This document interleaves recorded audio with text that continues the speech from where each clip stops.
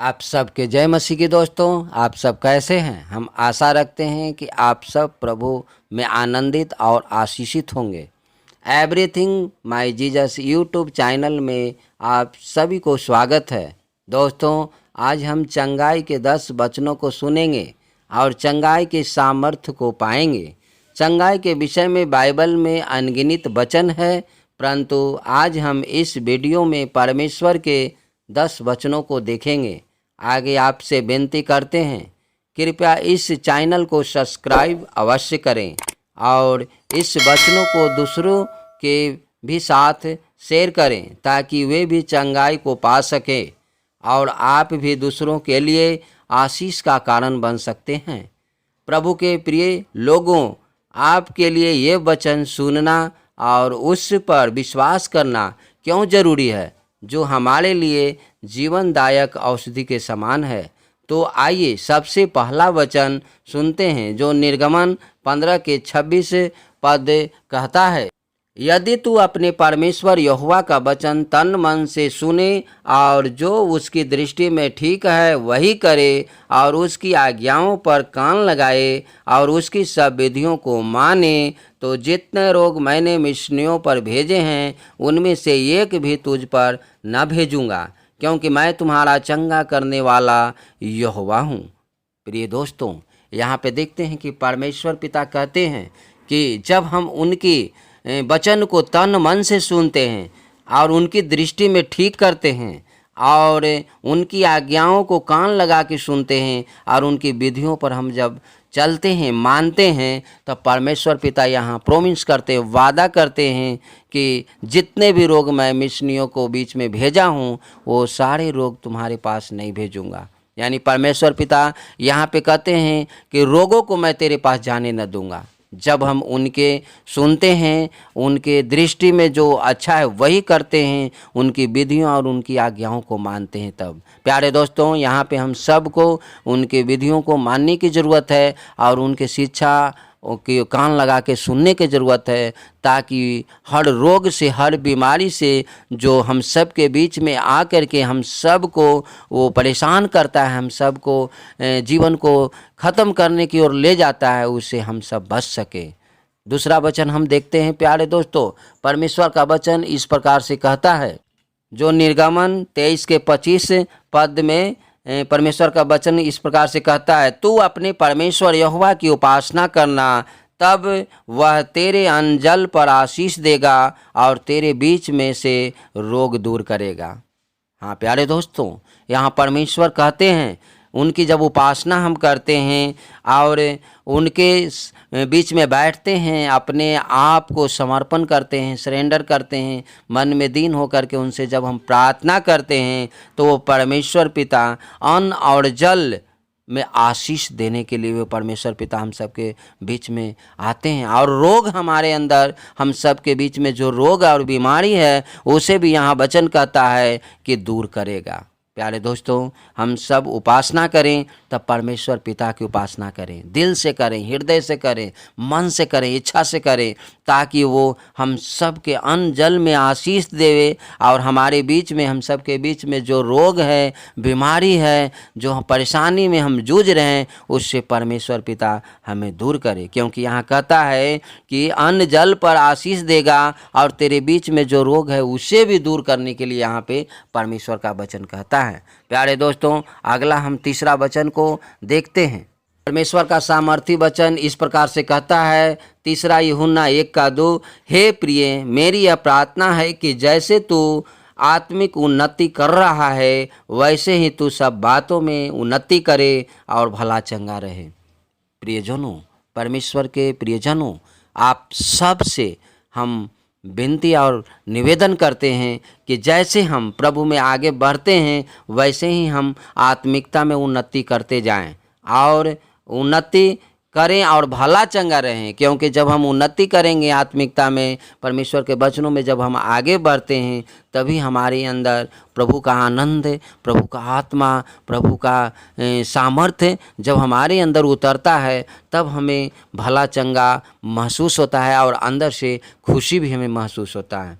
इसलिए यहाँ परमेश्वर का वचन प्यारे दोस्तों कहता है कि और प्रार्थना भी यहाँ पे कर रहा है, प्रभु का दास कर रहा है कि जैसे तुम आत्मिक उन्नति कर रहा है वैसे ही तू सब बातों में उन्नति करे। हमें सब बातों में आगे बढ़ने की ज़रूरत है, हमें सब बातों में परमेश्वर की इच्छा को जानने की ज़रूरत है, ताकि परमेश्वर पिता हम सब को जीवन में आशीषित करे। प्यारे दोस्तों, अगला वचन हम देखते हैं।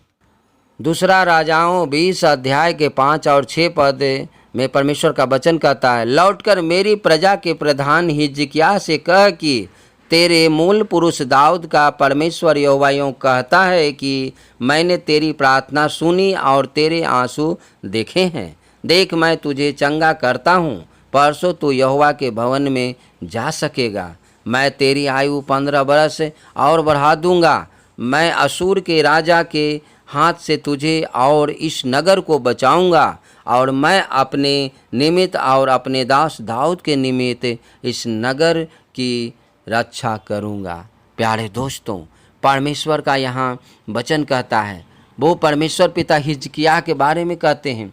हिजकिय्याह को पहले परमेश्वर पिता कहते हैं कि तू जीवित नहीं रहेगा। अपने दासों के द्वारा कहला भेजते हैं कि तू मर ही जाएगा, अवश्य मर जाएगा। लेकिन जब देखते हैं कि हिजकिय्याह परमेश्वर के शरण में गिरते हैं और अपने आप को मन में दीन कर करके और नम्रता के साथ परमेश्वर के चरणों में गिर करके वो दुआ करता है, प्रार्थना करता है, गिड़गिड़ाता है और अपने आँखों से आंसू बहाता है, तब परमेश्वर पिता अपनी इच्छा को बदलते हैं और बदल के फिर अपने दासों के द्वारा उसके पास भेजते हैं और कहला भेजते हैं और कहते हैं कि देख, तू है जो परसों है जो यहोवा के भवन में जा पाएगा। जो कि वो मरने पर था, लेकिन परमेश्वर पिता उसे अपने भवन में जाने के योग्य भी बनाता है। और ये भी परमेश्वर पिता कहता है कि मैं तेरे आयु को 15 वर्ष और बढ़ा देता हूँ। हालेलुया। प्यारे दोस्तों, परमेश्वर पिता हम सब को उम्र भी बढ़ाने वाला है। परमेश्वर पिता रोगों को दूर करने वाला है। परमेश्वर पिता अन्न जल पे आशीष देने वाला है। लेकिन हमें प्यारे दोस्तों परमेश्वर पिता के अधीन होने की ज़रूरत है। जैसे हिजकिय्याह आंसू बहा रहे थे, वैसे हम सब को अपने आंसू प्रभु के चरणों में बहाने की ज़रूरत है, ताकि वो प्रभु हम सब के ऊपर दया करे। जैसे हिजकिय्याह के ऊपर प्रभु ने दया किया और उस मरने वाला था उसको 15 वर्ष आयु बढ़ा दिया, उसी प्रकार से परमेश्वर पिता आप कितनों भी बीमार हैं, कितनों भी आपको लग रहा है कि हम नहीं जी पाएंगे, हमें असाध्य रोग लग गया है, हमें ऐसा रोग लगा है कि हम अब नहीं जी पाएंगे, लेकिन आप प्रभु के चरणों में बैठिए, आंसू बहाइए, गिड़गिड़ाइए और मन में दीन होकर नम्रता के साथ आप प्रभु से प्रार्थना कीजिए। प्रभु आपको जरूर चंगा करेगा। जैसे हिजकिय्याह के प्रभु ने चंगा ही नहीं किया, उसे 15 वर्ष और बढ़ाया, वैसे ही प्रभु आपको भी जीवन में काम करेगा। अगला वचन हम देखते हैं प्यारे दोस्तों, यिर्मयाह 17 का 14 है।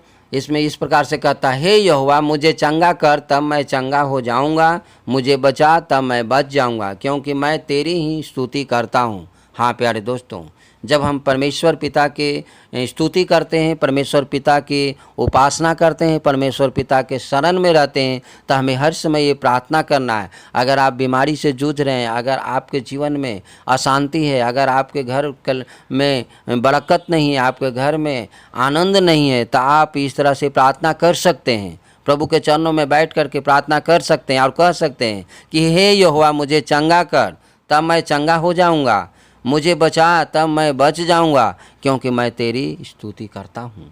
हाँ प्यारे दोस्तों, उनके चरणों में बैठने की ज़रूरत है, उनसे कहने की ज़रूरत है। आपको ज़रूर है जे प्रभु है जे चंगा करेंगे। आप कोई परेशानी में तो ज़रूर उससे आपको निकालेंगे। अगर कोई ऐसा आपको जीवन में लग रहा है कि हमारे घर परिवार को अशांति है, तो वो अशांति को प्रभु ज़रूर दूर करके आपके घर परिवार में शांति लाएंगे।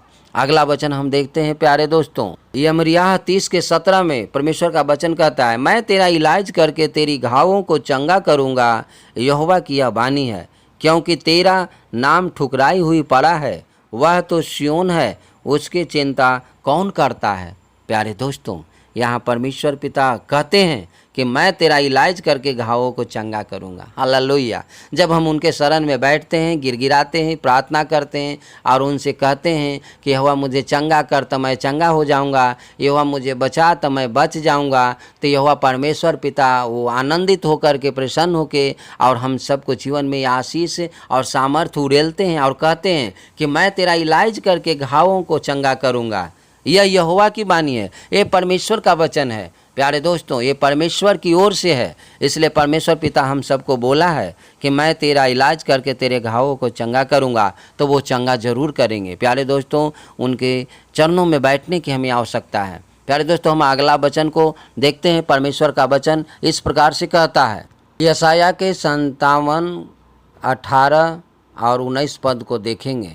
उसमें परमेश्वर का वचन इस प्रकार से कहता है, मैं उसकी चाल देखता आया हूँ तो भी अब उसको चंगा करूँगा, मैं उसे ले चलूँगा और विशेष करके उसके शोक करने वालों को शांति दूँगा। मैं मुँह के फल का सृजनहार हूँ, यहोवा ने कहा है, जो दूर और जो निकट है दोनों को पूरी शांति मिले और मैं उसको चंगा करूँगा। हालेलुया। प्यारे दोस्तों, यहाँ परमेश्वर का वचन चंगाई के बारे में यहाँ पर भी कह रहा है कि वो है जो हमें देखता है, हम सब को देखता है, हम सब की ओर उसकी दृष्टि रहता है और वो कहता है कि मैं उसको चंगा करूँगा। वो हम सबको चंगा करने के लिए बोल रहा है और ये भी परमेश्वर पिता कहता है, ले चलने के लिए भी आगे कहता है, क्योंकि वो परमेश्वर पिता कहता है कि मैं मुँह के फलों का सृजनहार हूँ। सारी दुनिया के उसने बनाया है, सारी चीज़ों को उसके अधीन में है। रोग, बीमारी, दुख, तकलीफ जितने भी हम सब को बीच में मंडराते रहता है, वो सारी चीज़ों को परमेश्वर सृजनहार है। इसलिए प्यारे दोस्तों, हमें परमेश्वर के वचन से हमें प्रार्थना करने की ज़रूरत है, हमेशा उनके चरणों में बैठने की ज़रूरत है। प्यारे दोस्तों, हम अगला वचन को देखते हैं, परमेश्वर का वचन को भजन संहिता 107 के 20 और 21 पद को देखते हैं। उसमें परमेश्वर का वचन इस प्रकार से कहता है, वह अपने वचन के द्वारा उनको चंगा करता और जिस गड्ढे में वे पड़े हैं उससे निकालता है। लोग यहोवा की करुणा के कारण और उन आश्चर्य कर्मों के कारण जो वह मनुष्यों के लिए करता है उसका धन्यवाद करें। हालेलुया। प्यारे दोस्तों, सच में परमेश्वर पिता चंगा ही नहीं करता, वो गड्ढे में गिरे हुए रहते हैं, उससे निकालते भी हैं और वो हम सब के जीवन में आश्चर्य कर्मों को भी करता है। हर समय हमें उन्हें धन्यवाद करने की ज़रूरत है, क्योंकि उनकी करुणा हम सब के ऊपर अपरंपार है। परमेश्वर पिता हमें चंगा भी करता है और वो हमें गड्ढे में से भी निकालते हैं। हम सब को वो हमेशा ध्यान रखते हैं, हम सब को हमेशा ख्याल रखता है। वो देखता है कि हम किस हालात में हैं। अगर हम गड्ढे में गिरते हैं तो परमेश्वर पिता हमें गड्ढे से भी निकालते हैं। अगर हम बीमारी में गिरते हैं तब परमेश्वर पिता बीमारी से चंगाई भी करते हैं। इसलिए प्यारे दोस्तों, हमेशा इस वचन को, सामर्थी वचन को पढ़ें और प्रार्थना करें, ताकि आपका भी जीवन में परमेश्वर है जे आशीष करे। प्यारे दोस्तों, अगला वचन को हम देखते हैं। मत्ती पुस्तक अध्याय 9 में हम देखते हैं, 2 पद से देखते हैं, जिसमें लकवे के रोगी के बारे में यहाँ पे देखते हैं। वचन देखते हैं 2 से देखते हैं, और देखो कई लोग लकवा के एक रोगी को खाट पर रख कर उसके पास लाए। यीशु ने उनका विश्वास देखकर उस लकवे के रोगी से कहा, हे पुत्र, ढाढ़स बांध, तेरे पाप क्षमा हुए। इस पर कई शास्त्रियों ने सोचा, यह तो परमेश्वर की निंदा करता है। यीशु ने उनके मन की बातें जानकर कहा, तुम लोग अपने अपने मन में बुरा विचार क्यों कर रहे हो? सहज क्या है, यह कहना तेरे पाप क्षमा हुए, या यह कहना उठ और चल फिर? परंतु इसलिए कि तुम जान लो कि मनुष्य के पुत्र को पृथ्वी पर पाप क्षमा करने का अधिकार है। तब उसने लकवे के रोगी से कहा, उठ, अपनी खाट उठा और अपने घर चला जा। वह उठकर अपने घर चला गया। लोग यह देखकर डर गए और परमेश्वर की महिमा करने लगे, जिसने मनुष्यों को ऐसा अधिकार दिया है। प्यारे दोस्तों, यहाँ पर हम देखते हैं कि एक लकवा के रोगी को लोग खाट पर उठा के प्रभु यीशु मसीह के पास लेके आते हैं, और प्रभु यीशु मसीह वहाँ पे लकवे के रोगी के कहते हैं कि यहाँ पे वचन को हम देखते हैं, यीशु ने उनका विश्वास देखकर उस लकवे की रोगी से कहा, हे पुत्र ढाढ़स बांध, तेरे पाप क्षमा हुए।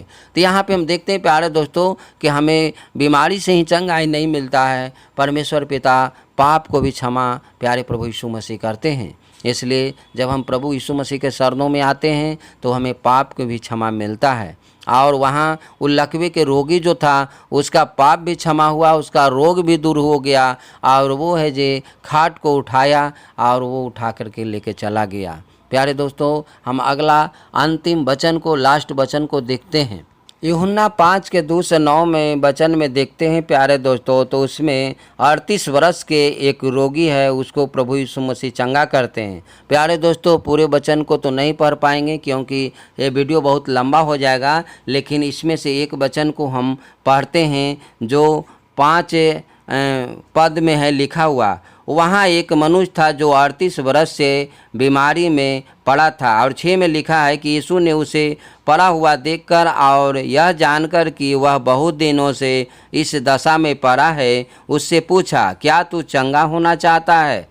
7 में देखते हैं प्यारे दोस्तों, उस बीमार ने उसको उत्तर दिया, हे प्रभु, मेरे पास कोई मनुष्य नहीं कि जब पानी हिलाया जाए तो मुझे कुंड में उतारे, परंतु मेरे पहुँचते पहुँचते दूसरा मुझसे पहले उतर जाता है। 8 में देखते हैं प्यारे दोस्तों, यीशु उससे कहते हैं कि उठ, अपनी खाट उठा और चल फिर। तब वह मनुष्य तुरंत चंगा हो गया और उसने खाट उठाकर चलने फिरने लगा। प्यारे दोस्तों, ये जब हम कहानी को देखते हैं, जो यहाँ 38 वर्ष से ये है जो रोगी है जे उस कुंड के पास पड़ा हुआ रहता था, और उस कुंड का क्या वहाँ पे रहस्य था, एक चमत्कार था कि जो भी पानी हिलता था स्वर्गदूत हिलाते थे, और पहला व्यक्ति उसमें, चाहे कुछ भी बीमारी से वो ग्रसित हो, पहला व्यक्ति उसमें जो जाता था, और वो जाने के बाद जब उस पानी में कुंड में हिलता था तो वो चंगाई पा लेता था। लेकिन ये व्यक्ति बेचारा अकेले था और इस आशा में वहाँ पे था, हमेशा जब ये पहुँचने वहाँ रहता था तब तक कोई दूसरे उसमें पानी में है जे हिलने के बाद वो चला जाता था और वो चंगा हो जाता था। लेकिन ये व्यक्ति 38 साल से वो बीमार था, 38 साल से रोगी था, लेकिन वो है जे उस कुंड के अंदर नहीं जा पा रहा था क्योंकि वो अकेला था और असमर्थ था। प्यारे दोस्तों, इस कहानी से हम सबको सीखने की ज़रूरत है कि जहाँ वो असमर्थ था, जहाँ वो नहीं जा पा रहा था, वहाँ प्रभु यीशु मसीह उसके पास जाते हैं और उसको चंगाई देते हैं। उसे कहते हैं कि तू खाट को उठा और तू चल जा। वो सचमुच में खाट उठाते हैं और उस समय चले जाते हैं। प्यारे दोस्तों, इस वीडियो से आपको क्या सीख मिला और इस वीडियो से आपको जीवन में क्या आशीष आया, ये कमेंट बॉक्स में आप लिख सकते हैं, और अपनी प्रार्थना निवेदन को भी लिख सकते हैं ताकि मैं आपके लिए प्रार्थना करूं और प्रभु आपको जीवन में आशीष करे। आप सभी के ऊपर प्रभु यीशु मसीह का अनुग्रह और शांति और चंगाई की सामर्थ्य बनी रहे, ये प्रार्थना प्रभु यीशु मसीह के नाम से मांगते हैं, आमीन। प्यारे दोस्तों, आप सबको बहुत बहुत धन्यवाद वीडियो देखने के लिए और वीडियो में बने रहने के लिए। मिलते हैं अगला वीडियो में, तब तक आप सबको जय मसीह की। प्रभु आप सबको ढेर सारे आशीष दे।